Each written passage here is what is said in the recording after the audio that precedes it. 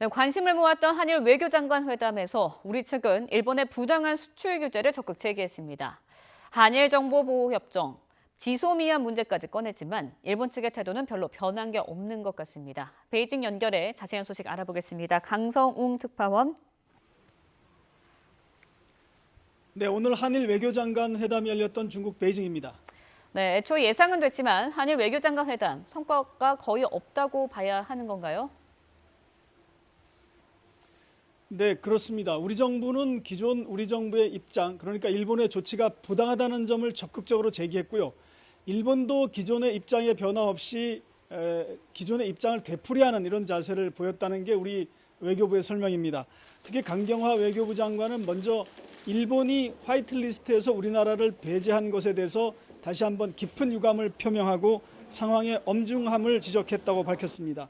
또 일본 정부가 지금이라도 해당 조치를 철회해 줄 것을 강력히 촉구했습니다. 이에 대해서 고노 외상은 일본의 기존 입장을 되풀이해서 설명했다고 우리 외교부는 밝혔습니다. 강경화 장관은 또 일본의 수출 규제 문제 해결을 위해 양국의 수출 규제 당국 간 대화가 조속히 성사될 필요성을 강조하고 일본 외교 당국이 가능한 노력을 기울여 달라고 요청했습니다.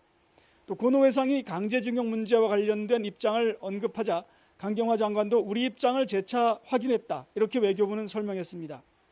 고노 외상은 또 제한 일본인들의 안전에 대한 우리 정부의 관심을 희망했고 강경화 장관도 일본 내 혐한 분위기 하에서 제일 우리 국민과 동포의 안전 확보에 일본 정부의 관심을 당부했습니다.